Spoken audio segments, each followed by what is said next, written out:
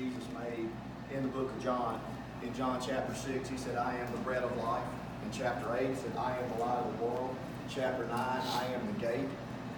In chapter 10, he said, I am the gate. And in chapter 10 again, he said, I am the good shepherd. In chapter 11, he said, I am the resurrection and the life.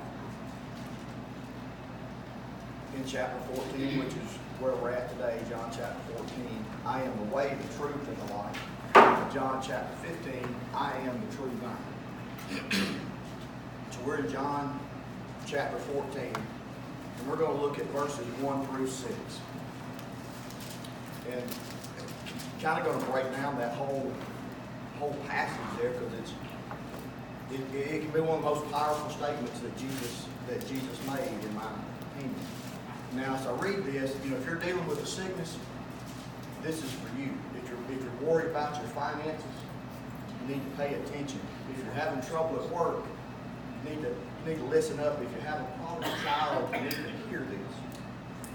If your home is in turmoil, you might want to write this down. Now, all of you who aren't facing any trials and tribulations, all of you who don't have troubles in your life, y'all can kind of drift off if you want to. If you never face any of those giants, and don't plan on facing any of those giants, then this might not be for you.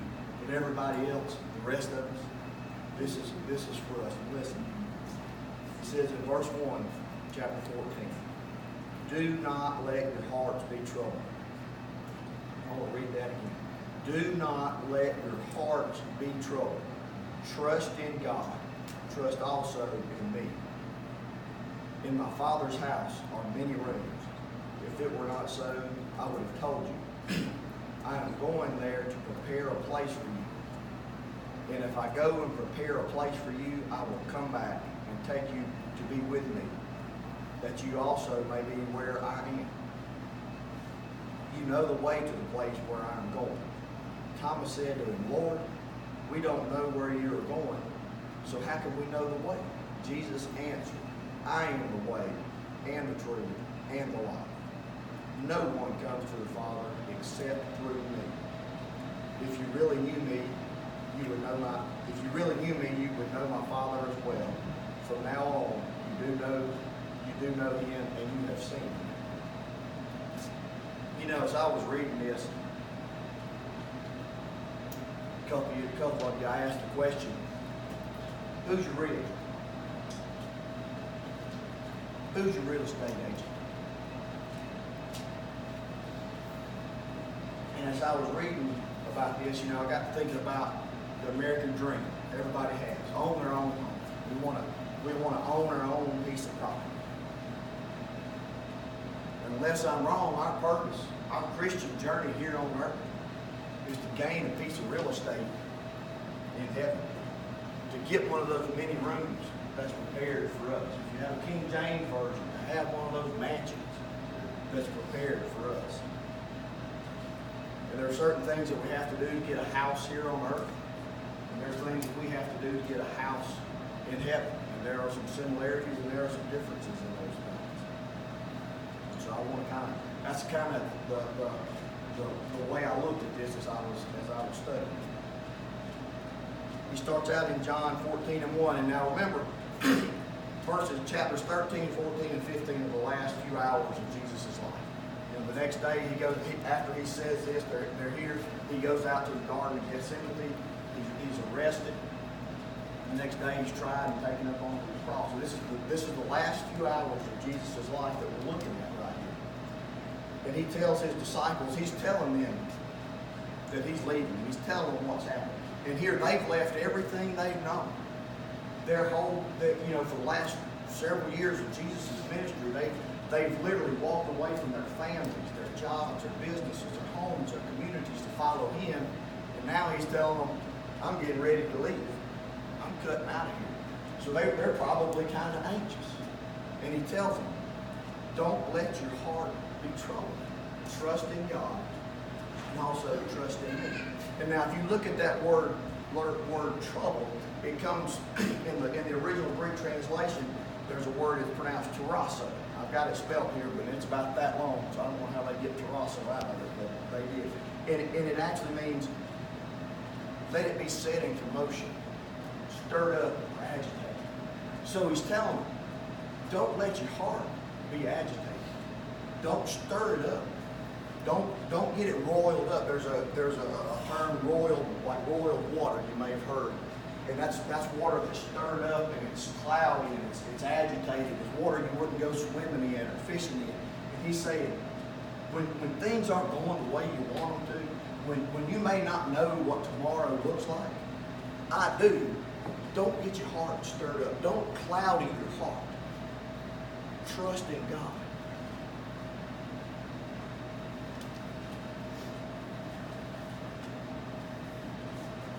You know, you go to the doctor and you get a report that you may not like. That's okay.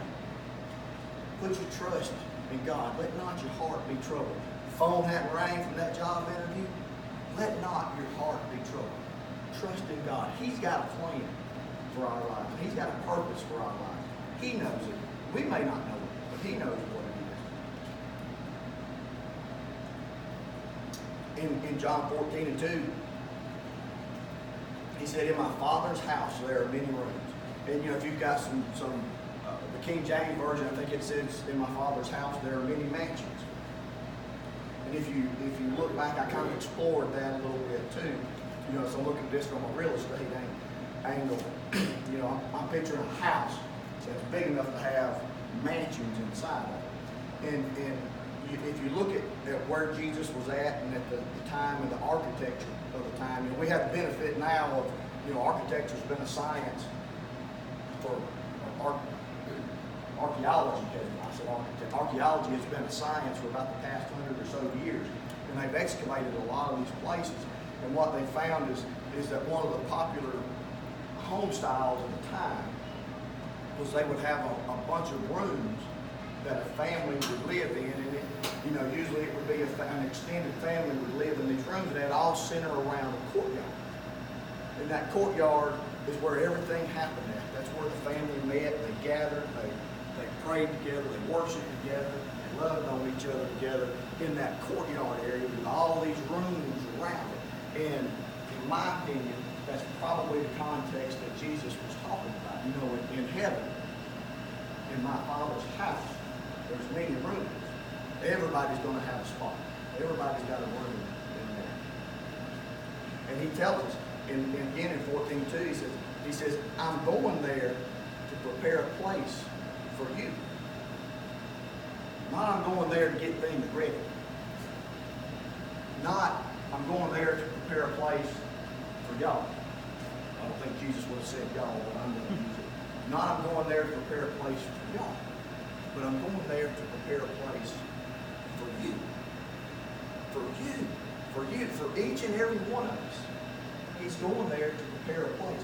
There's not going to be any argument over somebody got a bigger house or a bigger yard or more land, because He's prepared it for you. And He's preparing it for me. There's going to be, you know, Sister Jackie, He's going to, in your house, He's going to have a room with crafts in it. He's going to have all the bolts of material and glitter and cricket machine or whatever they call it. He's going to have all of that. He's going to have all that. It's going to be in there for you. He's already gone. He's gone to Bath and Body and He's picked out all your fragrances, all your favorite candles, and He's got them already placed in the rooms for you. He's got pictures of your grandkids hanging on the walls already for you. He's prepared it for you, for each and every one of us. He's prepared that room for us. And now there's a difference in reservations and preparations.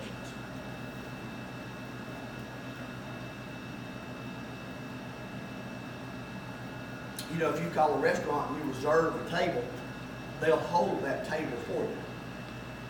But it's not prepared for you until you get there and you sit down and you order the food that you want and they bring it in front of you. Then it's prepared for you. He's already prepared that place for us. It's not just reserved, it's prepared. You know, and I know a lot of real estate agents, they'll reserve a house for you. They'll reserve a time for you to go there and see the house. If you like it, they'll draw up a contract and they'll reserve that house for you to buy. But I've yet to meet the real estate agent that'll move you in. They'll help you get your pots and pans and put them in the cabinets for you. They'll hang your pictures on the wall and make your beds for you everything where you want it and how you want it. That's the real estate agent I want. That's the real estate agent I'm looking for. But the sad thing is, you know, we talked about this in John 10 with him, Jesus being stated, I am the good shepherd. But there are sheep that are not of his flock, and they'll hear his voice too. The sad thing is there's rooms in heaven that are prepared. There's real estate in heaven that is prepared that'll go vacant for eternity. There's sheep that's not of his flock. They'll never get their real estate in heaven, and it'll be empty. It's sad to say that, but it's true. And we, as Christians, we need to help fill those rooms. It's already prepared. In 14:3, Jesus says, and if I go prepare a place for you, I'll come back and take you to be with me, that you also may be where I am. And I like that. And I do, part of my job is sales. And one thing I've learned through the years, I go to some seminars and I hear, you know, these speakers on sales, and they tell you what to do. If somebody comes trying to sell you something that they're not using, I'm not going to think about it. You know, a guy pulls up on a bicycle trying to sell me car insurance, I'm going to wonder what's going on there. You know, a bald-headed man tries to sell me some hair gel that's going to keep my hair from falling down, I'm going to be like, don't know about that. But now Brother Nick comes in and says, here, man, you need to put some of this on your hair. I'm going to be like, okay, I'll give you some of that. Jesus wants us where he is. He wants us to be where he's at. He said, where I am, it's suitable for me. It's suitable for my Father. And surely it'll meet your needs. I'll be there too.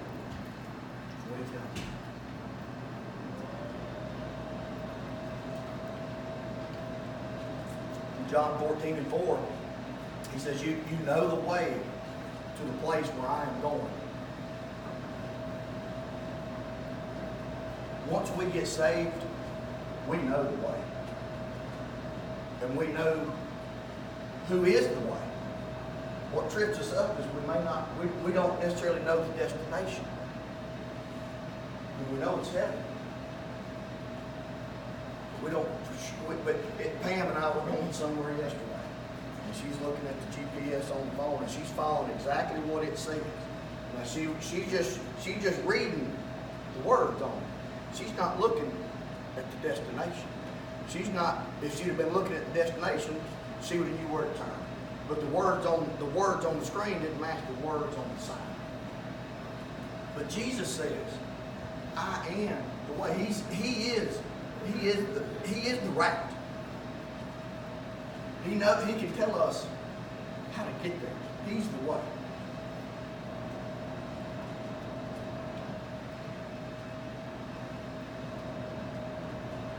You know, as we started, I asked who is your realtor? And a good realtor knows three things.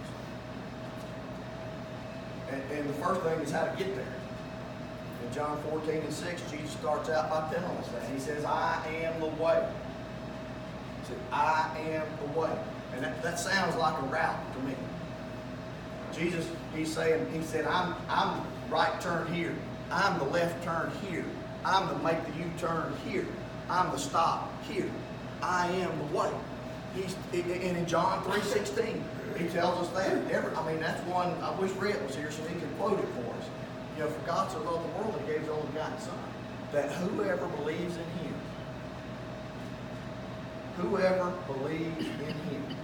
shall not perish, but have everlasting life. He is the way.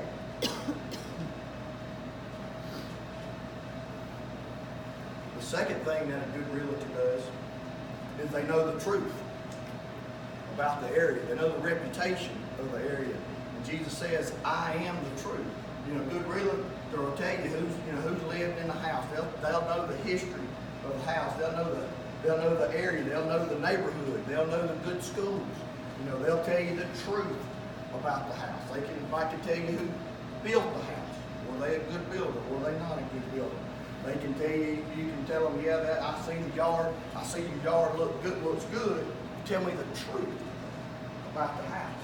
And they may tell you, well, it's a great house, but you need to get your kids inside before the street light goes out. Or it's a great neighborhood, but you may want to put your school kids in private school, not the greatest school district. They're going to tell you, a good realtor is going to tell you the truth about it. And Jesus, he tells us in the scripture, tells us the reputation of heaven. Sister Jacobs has spent the last year talking about heaven, and we see it in Revelations 21:21 was one that comes to mind, and it says that there's 12 gates, and the gates were pearls, and every gate has pearls, and the streets in the city were pure gold, transparent glass everywhere. He's telling you, man, he said the streets are paved with gold, the gates are pearl, there's glass, and everywhere you look, and the beauty of heaven is reflected. That's the reputation. That's the truth about it. And it's interesting, in Sister Jacobs, I had been studying this when she talked about it some last week. Heaven's gated community. You live in a gated community, there's something special there. You go down there to Steelwood and you try to get in. You'll be sitting there in the gate, somebody pulled up behind you, and they're going to be like, he don't know the code. You think he's waiting on us to go through so they can follow us in.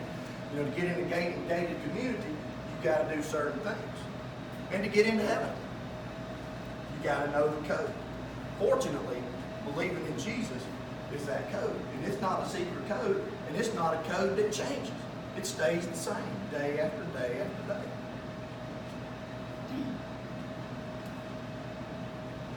And the third thing is you need to know the reason for the purchase.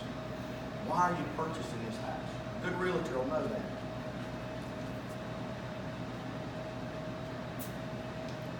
You may have 4 children, need a bigger house. This house has got 5 bedrooms. You may work from home and need a home office. Well, good. This house has a home office. It's the one you need. You may have 2 cars. This one's got a 3-car garage. You can put your 2 cars outside and 3 cars worth of junk in the garage.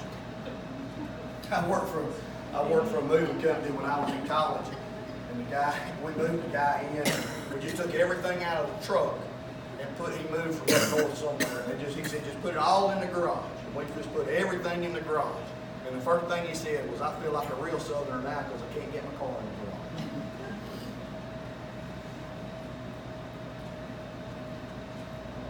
What's the reason for wanting God's real estate?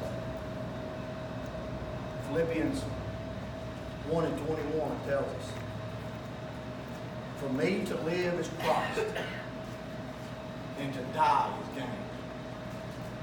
For me to live is Christ, and to die is gain. Your death will profit you more than your life ever will.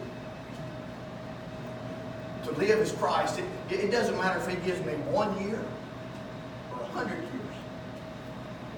What I do here in this life is for Him. But when I go to sleep and they lay me out, they close that casket and they lower me in the ground. That's for me. That's my gain. That's me getting my gain. You've heard me say it before. When I die, mourn with my wife. Weep with my family.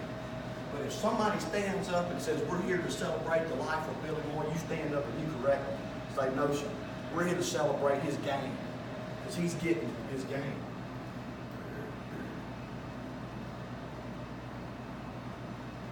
It doesn't matter what your 401k looks like, how big your savings account is.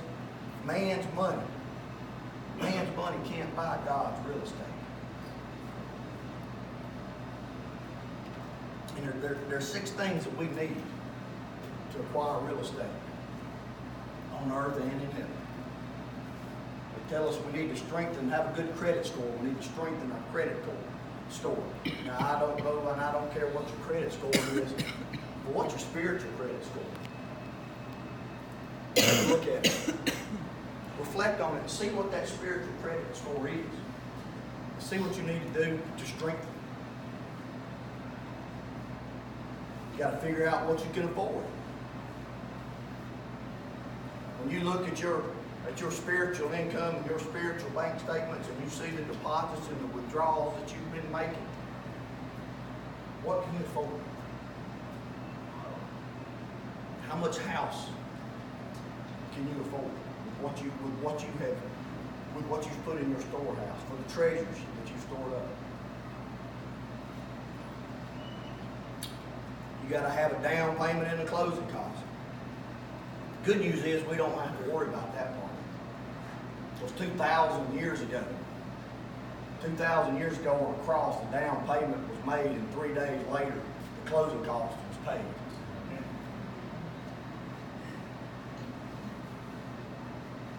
They say you have to build a healthy savings account.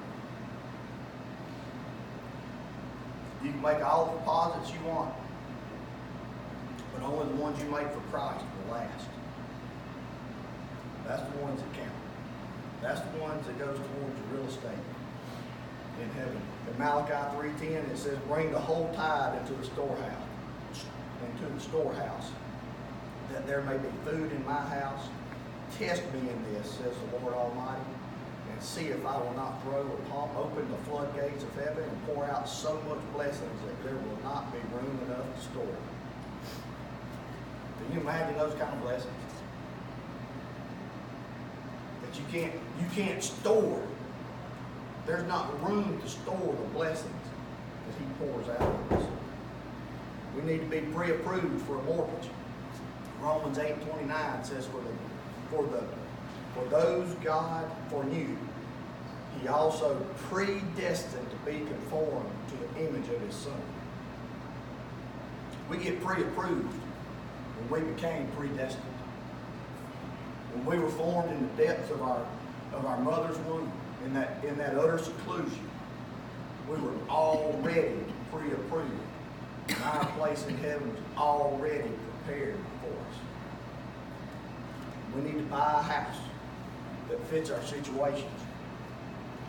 You know, Sister Jackie, you were talking about some of your prayer requests there, and I got thinking, this body is just an apartment. You know, when I lived in Georgia, and when I first moved up there with the company, they put me in they called it an executive apartment. Well, I don't think that's anything fancy. That's what the apartment people call it, so they can charge more money. But it was fully furnished, had everything in it you needed. It had a couch that I didn't pick out. It had a bed I didn't pick out. It had dishes that I didn't pick out. And that's the way this body is. I didn't get to pick out this body. You know, it's the one that God gave me. But when I get to heaven, this body's not going to matter. This is just a leased body. This is just a rented body. And when we give it back, it don't matter.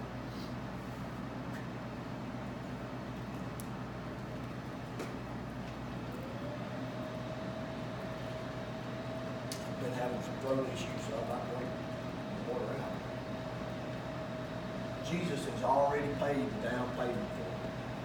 And I asked, who is your realtor? Long before I needed a house, that down payment was paid for. They beat him up a hill called Golgotha. He was making my down payment. They placed him between two thieves. He was going to the closing for me. They said they strung him high, held him high and strung him wide. He was dotting the I's and crossing the T's. They took him down off that cross and put him in a borrowed tomb. He was making the deposit for me. They kept him in there for 3 days. They wanted to make sure my check cleared, but early on that Sunday morning, the check cleared, the deposit was made. And Jesus came up out of that grave in all His glory and all His power and all His mercy. And I got my real estate in heaven. Now who's your realtor? Who's your realtor? Let's pray. Our gracious Heavenly Father, we thank You for everything that You do for us, Lord. You've given us so much, Lord, and asked so little of us, Lord, and we just give us the strength to give back to You just a portion of what You've given to us, Lord. And we just ask that You be with us as we go out into this world this week, that You just lay Your hand of protection over us, Lord, in Jesus' name.